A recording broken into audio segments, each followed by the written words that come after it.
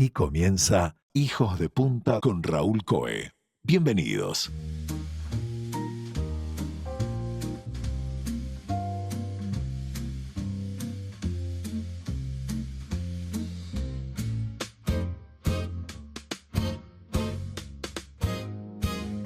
Amigas, amigos, muy buenos días para todos. Aquí Raúl Coe y bienvenidos a Hijos de Punta. Hoy tenemos un programa muy especial con un invitado al cual admiramos profundamente. Es una alegría que pueda compartir un rato con nosotros. Es una persona que ha hecho un camino de vida fascinante, que ha ayudado a miles de personas a lo largo de su carrera profesional a seguir viviendo.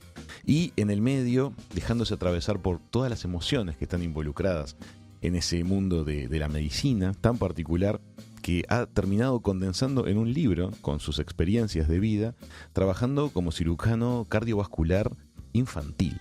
Vamos a meternos en ese mundo.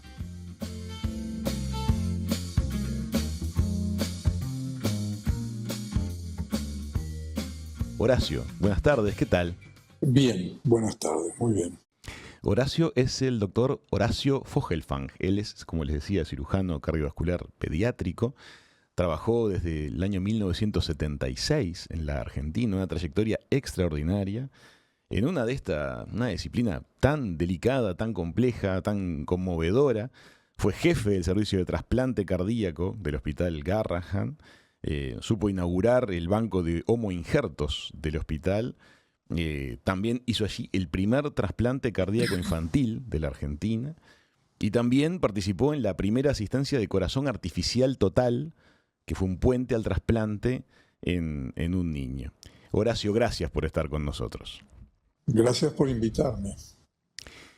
Primero quiero entrar, como suele suceder, me parece que es normal en las entrevistas con personas de tus características, a todos nos interesa cómo se despertó tu vocación, cómo empezaste a sentir que más allá de la medicina, del deseo de curar, de hacer el bien, en particular te interesaba una especialidad tan demandante. La verdad es que no lo sé. Es la pregunta más difícil esta. Yo lo que siempre sentí es que la vocación se fue haciendo, como que fue un camino que se fue hilvanando, en el que, por supuesto, tiene muchísimo que ver orígenes, raíces, mandatos familiares, un barrio, qué sé yo, cosas de la vida. Y luego el interés por una especialidad, que eso sí fue increyendo. Eh, Desde el punto de vista, en lo que te decía en lo personal, bueno, sí, me salió comentarte algo como de mandato familiar, de cosas personales, el barrio, digamos, soy hijo de una clase media modesta, en un país en el que, me sale decirlo casi con gracia, ¿no? Estaba de moda eso de la movilidad social ascendente, ¿no? Como si fuera una moda eh, que pasa y no vuelve, ¿no? Entonces, como hijo de esa clase media, aproveché, como hoy se está también de moda decir, como que aprovechamos esos lujos que nos daba un Estado. Aproveché la educación pública en todos sus estamentos, ¿no? El colegio primario, secundario, la universidad, a lo que pude acceder realmente porque era pública y gratuita. Luego me recibí de médico, empecé a hacer guardias en hospitales como parte del entrenamiento del final de la carrera, me empezó a gustar. Siempre venía como para el lado del psicoanálisis, ¿no? Pero lo quirúrgico me empezó a gustar en esas guardias, ¿no? Donde caían accidentados, gente con heridas de bala, en fin, urgencias que me fueron motivando hacia lo digo entre comillas y con todo respeto por mi propia profesión, ¿no? Hacia lo artesanal de la cirugía.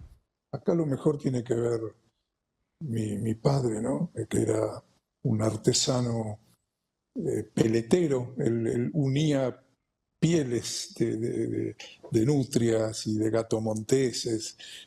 Mi abuelo era sombrerero, que cosía sombrero. Bueno, no sé, a lo mejor todo eso tuvo también que ver.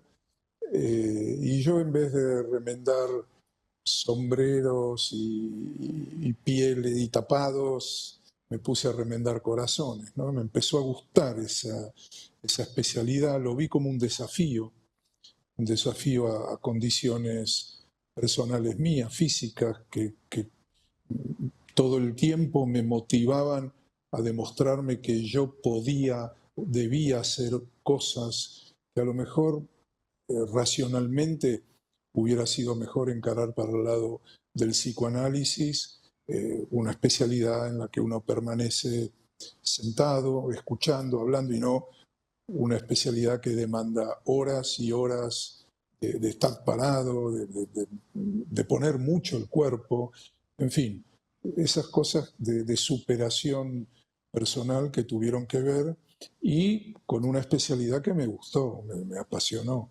Cuando tú hablas de superación personal y de limitaciones físicas, tú venías de haber tenido polio en tu temprana niñez, ¿verdad? Claro, sí, fue algo que diría que casi de adulto me di cuenta todo lo que me marcó, porque probablemente mis padres, no sé si, yo creo que involuntariamente, porque no eran eh, padres, o sea, no tenían un desarrollo intelectual importante, era gente modesta, humilde, pero que me hizo crecer como si yo no hubiera tenido ese problema, que luego me di cuenta que fue un problema grave, que bueno, y que aún hoy me impide hacer cosas, pero sin embargo yo durante mi infancia, mi adolescencia y mi juventud, no sé, hacía cosas que probablemente no hubiera tenido que hacerlas, ¿no? Sí, me refiero a eso. Hablaste Perdón. de que la especialidad cardíaca tiene mucho de trabajo manual. Para los que lo vemos desde afuera, el hecho de que una persona ingrese a un bloque quirúrgico y salga del bloque quirúrgico tras la intervención tiene algo de mágico. Nos cuesta a veces imaginarnos todo lo que va a suceder físicamente dentro de un quirófano. No sé si es que nos cuesta imaginarlo, a veces no querramos imaginarlo. Hay miedos en el medio, hay temores, hay sensaciones especiales. Pero para ustedes es una tarea muy manual. ¿Nos podrías contar a grandes rasgos, pintar las situaciones que se pueden llegar a vivir en un quirófano de actividad cardíaca? ¿Qué es lo que A va a ver, pasar con ese corazón? me permito por ahí modificar un poco las palabras, porque a lo mejor yo me expresé de esa manera. Es una actividad manual, pero, pero que tiene muchísimo, muchísimo de conexión absoluta con las neuronas, con la experiencia, con la intuición, con el saber lo que uno tiene que hacer y lo que uno está haciendo, eh, con la experiencia de lo que fue aprendiendo en los primeros pasos, ayudando, participando en esas cirugías con los maestros, con quien eran gente que ya la hacía hace años y de las cuales uno va aprendiendo, obteniendo recursos que permiten que en forma prácticamente inconsciente, en forma inmediata, aparece una complicación y inmediatamente aparece un recurso al que uno echa mano sin saber cómo, pero está esa conexión entre lo que uno sabe, lo que uno piensa y lo que uno hace con las manos. Y está la logística, está la organización, está la gente con la que uno trabaja.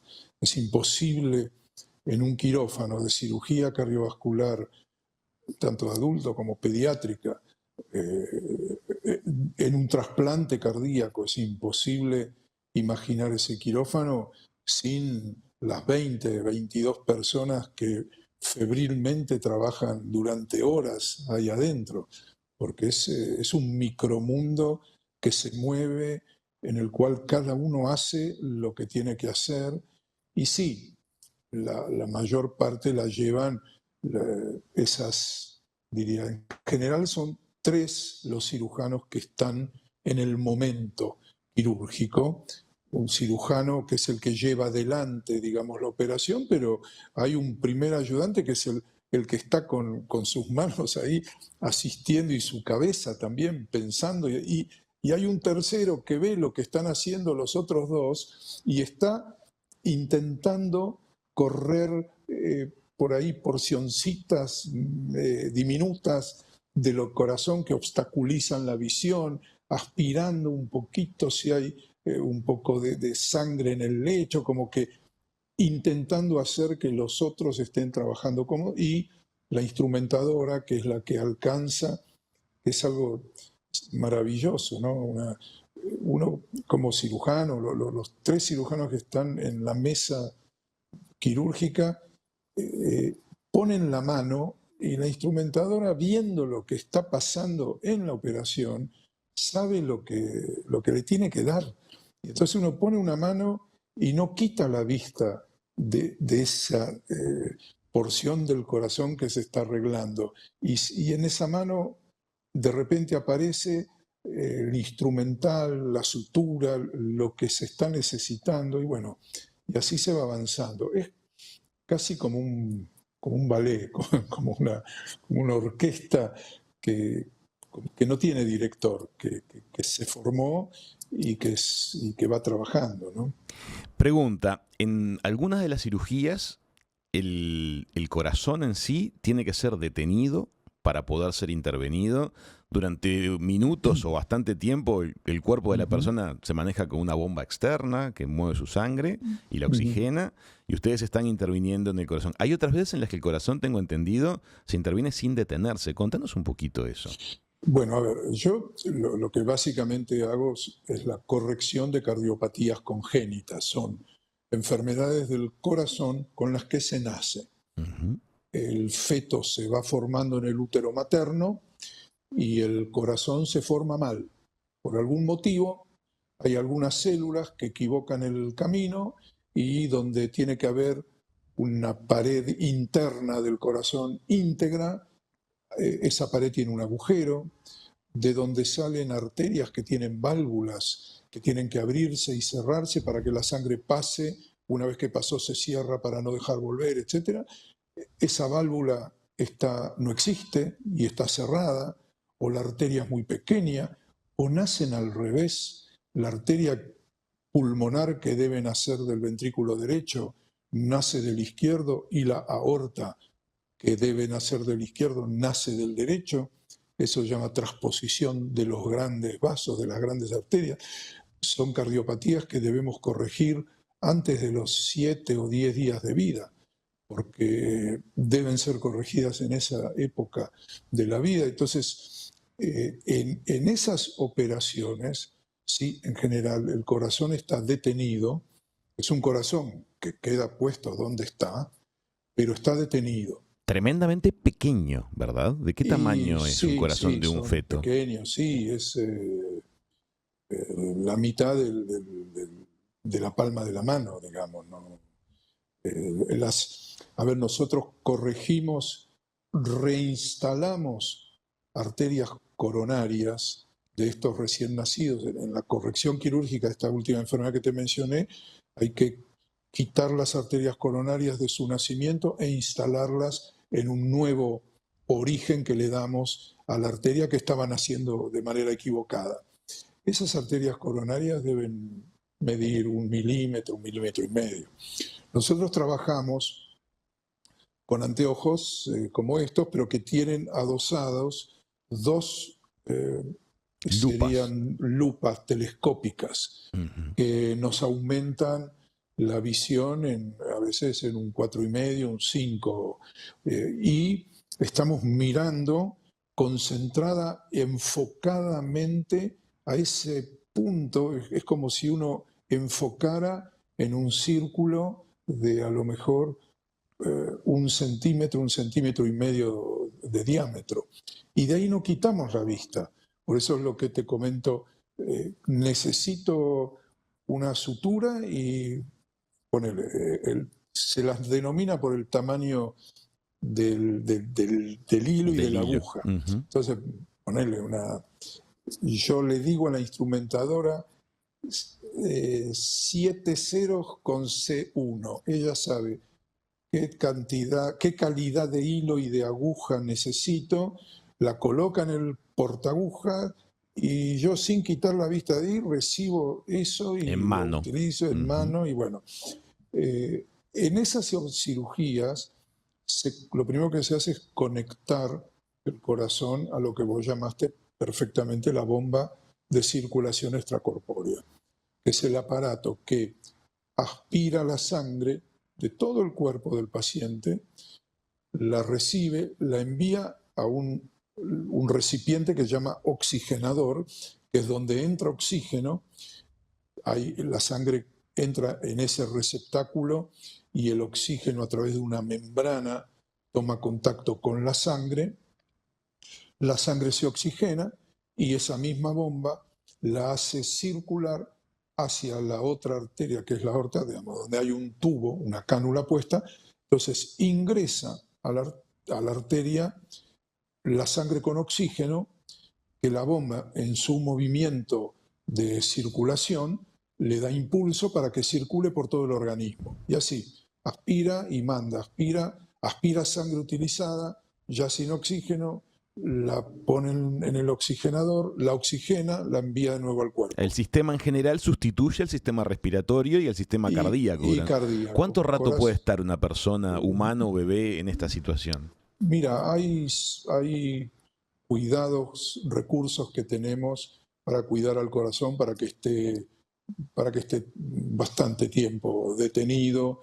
Tenemos sustancias que detienen todo el trabajo celular del músculo cardíaco que se le da al corazón. En ese momento se lo mantiene frío en temperaturas de alrededor de, a veces en cirugía, hasta 28, 27 grados se mantiene todo el organismo y todo el corazón. Déjame entender algo. Cuando una bomba extracorpórea está en operación junto con el sistema de oxigenación y la persona es sostenida para que ustedes intervengan el corazón específicamente, que lo han detenido, los tejidos del propio corazón durante ese rato no están recibiendo como debieran recibir sangre oxigenada. No. ¿Y no se produce en ese rato un deterioro muy profundo de esos tejidos? ¿Resisten? No, porque se le da una sustancia que se llama cardioplegía, que permanentemente se está investigando qué elementos más darle a esa sustancia. Ya hace un tiempo, hace varios años, antes era como una solución, como un suero, pero últimamente, ya hace tiempo, se sabe que se prepara con la misma sangre del paciente, es la cardioplegía sanguínea. Entonces, se le hace antes de comenzar la reparación cardíaca, se hace circular por las coronarias del corazón sangre que impregna el músculo cardíaco con esa solución de cardioplegía. Esa solución hace que la célula del corazón se detenga en todas sus funciones. Es como que interrumpe el metabolismo. La célula es como que en ese momento queda totalmente adormecida y no consume nada de energía, es como si ese lapso no hubiera existido. Esa célula quedó detenida y protegida, además por la temperatura. El descenso de la temperatura. El descenso de la temperatura. Que eso protege también a la célula del corazón, del músculo cardíaco, pero a todo el organismo, al cerebro, al hígado, a los riñones, digamos. Todo el organismo trabaja a una baja temperatura, con lo cual los requerimientos de energía y el metabolismo quedan muy, suspendidos. Entonces, ese corazón está protegido, no sufre. Comprendo.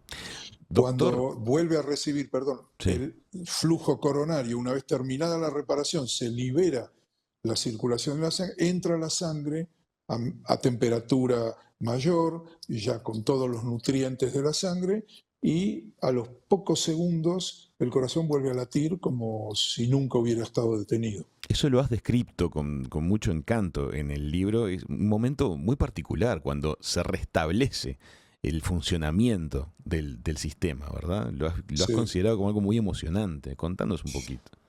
Bueno, en la cirugía convencional eso es algo de todos los días y es algo que uno lo vio siempre y ya está. Entonces eso va de suyo, era así. Lo más sorprendente fue cuando, y sigue siendo, cuando en un trasplante uno hace eso de proteger al corazón, enfriarlo, hacerle esta sustancia cardioplégica, todo eso que te comenté, uno lo hace a un corazón, pero que saca del organismo y que lo tiene, para ser gráfico, en una heladera 4 horas. Es así, a veces ese corazón Y, viajó en un avión, y viaja, claro, va en una cruzó el país. valijita térmica Ujú. con hielo que lo circunda y viaja 1 hora, 40 minutos hasta que llega y pasan 3, 4 horas desde que se le suspendió la circulación. Uno lo coloca, lo sutura, digamos, rearma todo ese rompecabezas de partes del corazón, Sí, toda la del estructura, receptor que claro. quedó, se la dosa la estructura del corazón que llega y se libera el flujo a las arterias coronarias y el corazón vuelve a latir. Y eso, ¿cómo puede ser? Lo tenía, porque lo tenés en las manos directamente, frío, flácido, detenido, y de repente empieza a latir de nuevo. Sí, es maravilloso eso, sí. Qué momento. Doctor, le propongo que hagamos una breve pausa aquí en la segunda parte de la entrevista. Me interesan mucho un montón de aspectos relativos a las emociones que están alrededor de todo esto que usted nos está contando. ¿Le parece? Bueno, lo que diga, sí. Amigas, amigos, ya venimos con más de Hijos de Punta.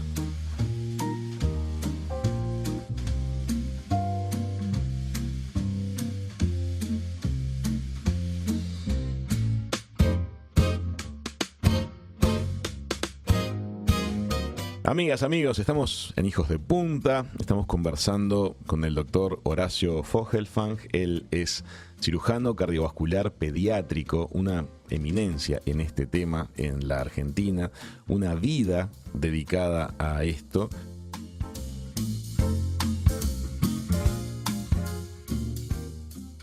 Doctor, una vida dedicada a esto y se pagan precios, ¿verdad? No es fácil, me imagino sus ausencias, la realidad de su familia, porque cuando a usted le suena el teléfono, hay que ir.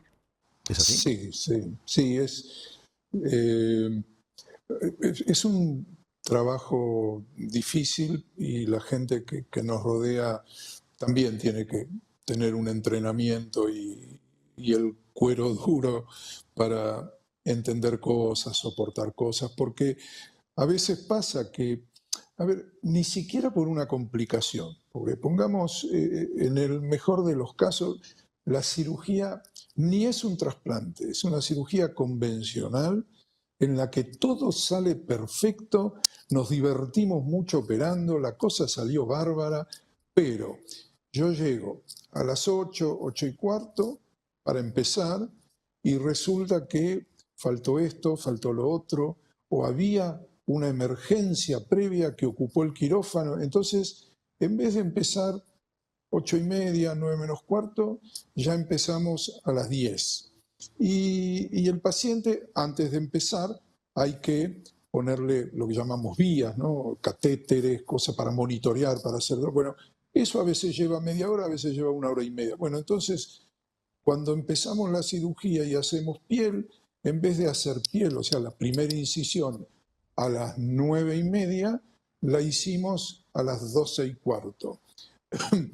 Y entonces, en vez de terminar a las 4 de la tarde y llegar a casa a las 5 como había prometido, porque a las 6 había que ir al cine, bueno, tengo que pedir a alguien que llame por teléfono para decir, mira, Horacio sigue operando, no sabe cuándo va a terminar, por ahí va a llegar más tarde. Bueno, o sea, eso cuando no es que realmente pasa algo grave o cuando a las 2 de la mañana llama el instituto de procuración que hay un donante y entonces ahí sí se suspende toda la vida, toda la actividad y son 12, 14 horas, 20 horas de operativo en el que uno desaparece del mundo y de la vida, ¿no? Pero doctor, uno Este, entra en esa dinámica. ¿Se generó la posibilidad, o está programado, o apareció la donación? Arrancamos. El impulso que los mueve a ustedes sí, es tremendo. Ustedes van con toda la sí. energía, van con toda la fuerza. Ahí sí, subo al auto para ir, o sea, y ya está. Y ya está. También desaparece el mundo, sí. A Para eso uno voy. mismo desaparece el Y mundo. lo que le quiero preguntar es esto. ¿Qué porcentaje sale mal? Porque ustedes tienen una tasa de Mm, éxito que es bastante alta. A los años se ha ido mire, desplazando. Ustedes en general la sacan no, adelante. sí, sí, no, no. Afortunadamente, a mí estadísticas no me gusta hablar ni para los pacientes ni en público, porque si yo les digo 99% de éxito, se paran y aplauden y es maravilloso. Ahora, eso quiere decir que de 100, uno se murió Claro. y yo no sé cuál va a ser. Entonces, pero realmente, estadísticamente, claro, lo mismo pasa cuando uno va a cruzar una calle, ¿no? Está en la esquina por la banda blanca, con el semáforo a favor y de repente un Sí, sí. distraído pegó la vuelta y se lo llevó por delante.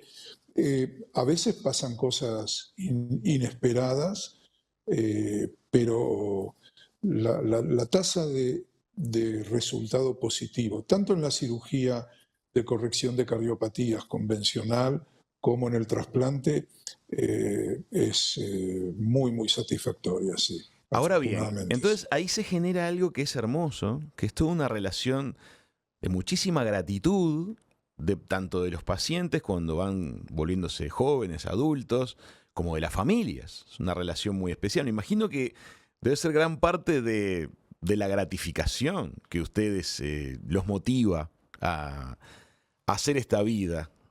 Entonces la pregunta es, ¿el duelo es lo que realmente provoca a lo largo el desgaste? A mí personalmente ya hace tiempo la pérdida de un paciente me causa, en lo personal, sí, una pérdida también a mí irreparable, ¿no? Es algo difícil, porque uno pone todo, absolutamente todo, eh, y sabe que ya con los años hay una experiencia que las cosas se hacen para que todo salga bien, y si sale mal, muchas veces es porque ese paciente ya, bueno, no tenía esa última chance que le dimos, por ahí no la tenía, pero no lo sabemos. Y siempre me quedó la- las palabras de un cirujano que fue uno de mis primeros maestros también. Una vez me dijo, mira, el paciente nunca tiene la culpa. Claro, y eso a uno lo marca, porque busca y busca y dónde estuvo el error y qué pasó. Y bueno, y esas son cosas que marcan mucho, eh, y que probablemente sea el día que deje de trabajar, sea lo que probablemente, lo único a lo mejor que me produzca alivio, no tener que lidiar con ese sufrimiento. Otra cosa que por ahí me va a producir alivio es un poco el desgaste que genera la profesión en relación a- a lo administrativo, digamos, ¿no? A los escollos y dificultades que tenemos para llevarla adelante. Usted tiene la vida dedicada a la cardiología pediátrica. Entonces estamos hablando de que sus pacientes con usted no hablan, generalmente son muy Exacto. chiquititos. Y usted habla con las familias. Y Sí. le quiero preguntar si ha notado a lo largo de los años cambios en la actitud de las familias hacia ustedes, al equipo médico, o hacia las instituciones. Es decir, si ha visto o no deterioro o mejora en la relación entre las familias y la aproximación hacia los equipos técnicos y hacia las instituciones. Eh, yo mantengo una constante en la relación con las familias que no me hace notar cambios. Ok. Yo sé, inclusive también cambió un poco el paradigma porque nosotros estamos operando mucho pacientes con cardiopatías congénitas, operados a los 2 días de vida, a los 5, a los 2 años, pero que hoy tienen 30, 35, 40 años y hay que hacer algún retoque Claro, de comprendo. esa cardiopatía corregida. Y eso lo hacemos, lo hago, mi práctica lo hago yo, mi equipo lo hace, hay otros equipos de cirugía cardíaca infantil, porque no es una patología que los cirujanos cardíacos de adultos conozcan, y mucho menos cuando ya viene corregida con una cirugía previa hecha. Entonces, hoy en día hablo con algunos pacientes ya adultos o adultos jóvenes, eh, y trato de mantener, ya sea con la mamá, el papá de un bebé o con un paciente adolescente o adulto joven, trato de mantener una situación muy llana, de mucha franqueza, donde no escatimo palabras por el peso que pudieran tener a la hora de hablar de riesgos. Y en general, yo noto una relación médico-paciente muy honesta, muy fluida, que se da con mis pacientes. Lo que sí veo cada vez más es un deterioro. La gente llega muy cansada a, a la resolución del problema. Son muchos escollos. Yo trabajé en instituciones públicas y en instituciones, y ahora continúo una vez retirado del hospital público, continúo en un sanatorio de la seguridad social. No pude, no supe cómo hacer mi práctica dentro de instituciones privadas o el sistema de prepagas.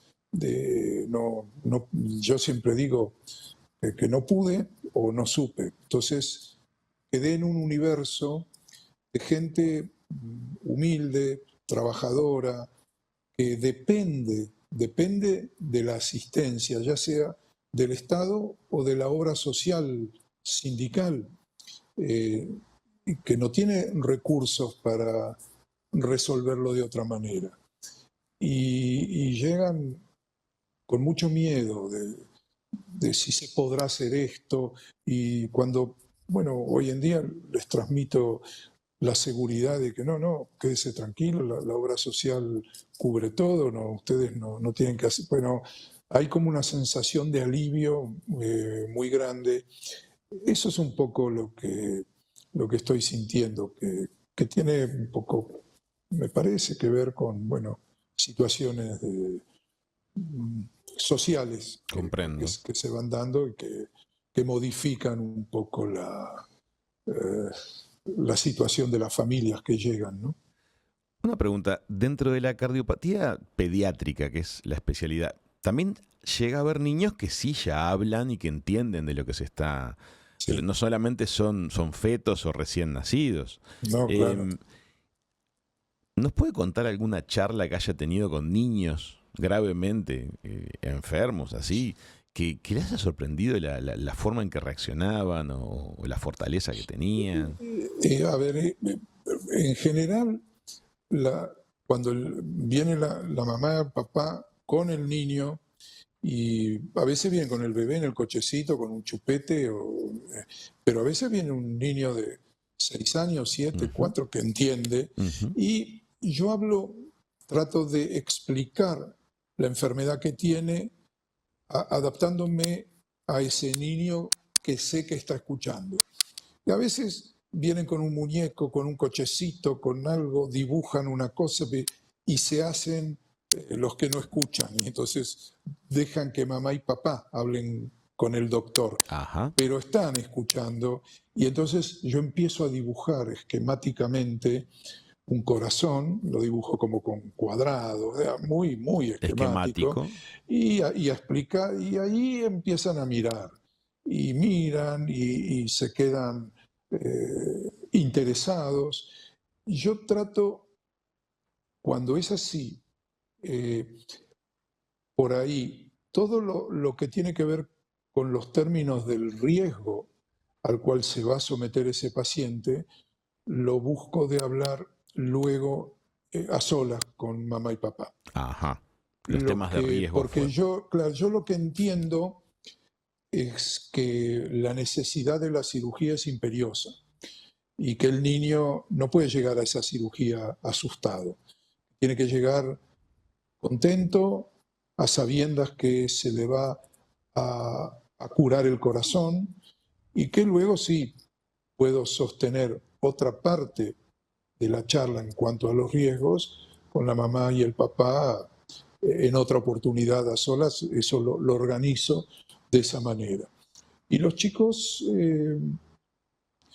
escuchan y en este momento, bueno, no me queda otra, pero los recuerdos son en cuanto a los diálogos informales que por ahí, de qué cuadro sos y entonces la broma, porque si es de River y yo de Boca, o si él también es de Boca, y cuando trae un muñequito que me causa gracia, alguna broma, y entonces te contestan en función de eso, o muchos a veces me preguntan, como me ven con la dificultad física, el bastón, ¿y a vos qué te pasó? ¿Y te operaste? ¿Y te hiciste? Y bueno, y se arma un diálogo que sí, que es muy agradable y muchas veces cuando se van, la cuota de emotividad que queda en el ambiente a mí me penetra. Sí.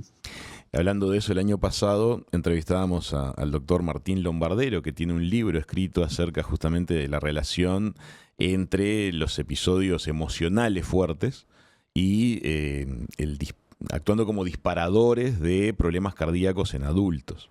Ajá, El corazón consciente se llama su libro. claro. Y le quiero preguntar acerca de la recuperación. Cuando empieza el posoperatorio, ¿qué importancia tiene la parte anímica en los niños? Tiene mucha importancia. Ha pasado veces que hemos suspendido cirugías en el momento de entrar el paciente a quirófano por verlo, o sea, en un chico más grande, 6, 8, 10 o más grande, si está muy asustado y cuando el anestesiólogo se acerca, empieza a hablar con él, le explica cómo va a ser el procedimiento, cómo se va a ir quedando dormido, buscamos siempre, mamá y papá están hasta un determinado momento y cuando el paciente va a entrar a quirófano, uno de los dos acompaña al paciente, o sea, siempre hay alguien hasta que el niño se queda dormido por la Ujú. anestesia. Pero cuando vemos que hay algo, no fueron muchas, pero ante la pregunta me acuerdo, debe haber sido 3, 4 veces que en ese momento de pasar al paciente lo vimos tan asustado, que tomaba como algo tan agresivo el hecho del que él iba a participar en ese momento, algo que lo iba a agredir tanto que preferimos posponerla, hacer de nuevo un trabajo que visite a los especialistas en psicopatología para redondear un poco más la información, en fin. Y yo creo mucho en el estado consciente cuando de aceptación de la cirugía y las ganas que le pone el paciente. Estoy Y vale para los convencido que adultos también. Importa el estado totalmente, sí. emocional con que vamos. Sí, Y en el posoperatorio también. sí, sí, y cómo la familia vive eso. Cuando hablamos en las entrevistas prequirúrgicas, yo trato de comentar eso a la mamá y al papá, de que si tienen angustia, o que lo manejen internamente, que en casa todo está bien, todo es para adelante, todo es la alegría de que se va a curar ese corazón, porque todo influye, sí. Y Yo, le hago una pregunta, doctor. Usted imagino que trabajando en este ambiente tantos años, usted ha tenido familias de todos los niveles de formación, de todos los grupos sociológicos del país. Ha tenido gente que usted puede emplear todo su vocabulario técnico y le comprende perfectamente, que entiende lo que está pasando, que conoce cómo son en general los sistemas del cuerpo y usted puede tener un diálogo bastante suelto, bastante franco. Hay familias que de repente carecen por completo de esos conocimientos y no tienen la más remota idea de cómo funciona el cuerpo, de los componentes, de los sistemas. ¿Qué es lo mejor? ¿Que la familia se interese, sepa, se le pueda explicar? ¿O una familia que deposite la confianza en usted y no tenemos ni idea de lo que va a pasar acá? no, no, no. Para mí no existe eso.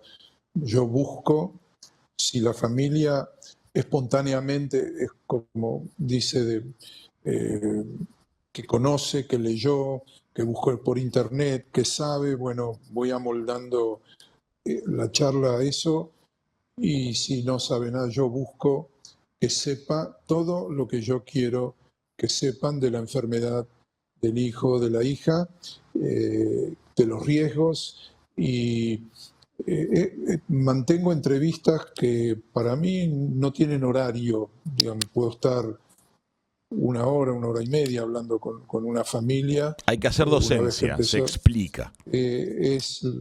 me tomo todo el tiempo del mundo, es parte es parte de la operación. Eh, es más, empiezo esas entrevistas porque el paciente viene ya desde un cardiólogo que le Claro. dice al niño o a la mamá, al papá, que hay que hacerle tal. Bueno, lo primero que hago es preguntarle qué saben de la enfermedad del paciente, que me cuenten ellos lo que les dijeron, los que saben. Entonces, bueno, cuando en términos, bueno, que tiene una valvulita o tiene un agujerito usted se lo va a cerrar, y entonces, bueno, no, tan por ahí no es, no es un agujerito, no es que se cierra y se va a casa, no es como ir a cualquier otro procedimiento O sea de que salud. hay que tomarse el tiempo de explicar y de contar todo lo posible porque Sí, eso es constructivo, es positivo transmitir todo eso sí, a la familia. La experiencia ha sido totalmente. esa. Usted sabe que una de las cosas que más nos gusta a nosotros acá en el programa es justamente difundir cómo son las profesiones por dentro, las profesiones que la gente cree que las conoce, las que no tanto, porque nunca sabemos dónde estamos activando la curiosidad o una nueva vocación en la audiencia o en los hijos o los nietos de nuestros Ujú. queridos oyentes. Si usted tuviera que indicar qué rasgos personales, qué talentos naturales sería bueno que estén presentes para quien le pueda interesar meterse en una especialidad como esta, una especialidad de alta dedicación que va a tener grandes precios a pagar, que va a tener grandes gratificaciones, especialmente en lo humano, a lo largo de esa carrera. ¿Qué diría? ¿Qué no tendría que faltar en la caja de herramientas de alguien que se quiera meter en lo que usted hace? Bueno, a ver, me sale inmediatamente decir humildad. Nunca creerse que uno es el genio y una eh, deidad que todo lo puede y todo lo sabe. Al contrario, ser muy autocrítico, tener mucha constancia, mucha perseverancia, tratar de aprender de lo que uno percibe como error del otro y error propio. Y en fin, repito, eh, mucha humildad y dedicación. Darse tiempo, paciencia, Y también autocrítica, poder darse cuenta si uno sirve o no sirve para esto, ¿no? Porque a veces... Sin duda sirve. Algunas sale mal, pero Sí, yo creo que... Pero también depende mucho del que está enfrente, del maestro, entre comillas, ocasional que le toca. O sea, yo sé que muchos cirujanos jóvenes con los que he operado a partir de mi trabajo hospitalario, los residentes, residentas, en fin, yo creo que quien tiene experiencia, si tiene paciencia, humildad y recuerda que alguna vez estuvo en ese lugar, puede sacar adelante, sí, y enseñar para que un cirujano o cirujana joven pueda hacer muy bien esto. Y bueno, y hacerlo con conciencia. Horacio, Sí, ¿y atrás de la autocrítica no puede aparecer una culpa? claro, sí. Bueno, Hay que vivir con eso. eso lo dejo a cada uno, sí. Uno carga con culpas, claro. Horacio, me quedaría una semana conversando con usted. Le quiero agradecer que el tiempo es muy valioso y que usted nos está dedicando un ratito, que lo valoramos mucho. Ha sido un placer tenerlo en el programa. Bueno, Le quiero agradecer por tantos años de dedicación, tantos esfuerzos, tantos trasnoches, tantas postergaciones para que tanta gente hoy haga vida. No es poco. Me imagino que ese agradecimiento usted también lo debe recibir a raudales. por suerte, sí, se recibe, sí. Sí. Quedamos en contacto. Me gustaría que volvamos Sí, a charlar por favor. y podamos profundizar en muchas de las cosas que hoy hemos presentado. Cuando quiera, a sus órdenes. Amigas, amigos, qué alegría haber podido compartir un ratito con el doctor Horacio Fogenfeld y con todos ustedes aquí en Hijos de Punta. Una charla que nos emocionó. Por hoy llegamos hasta aquí. Hasta la próxima. Chau, chau.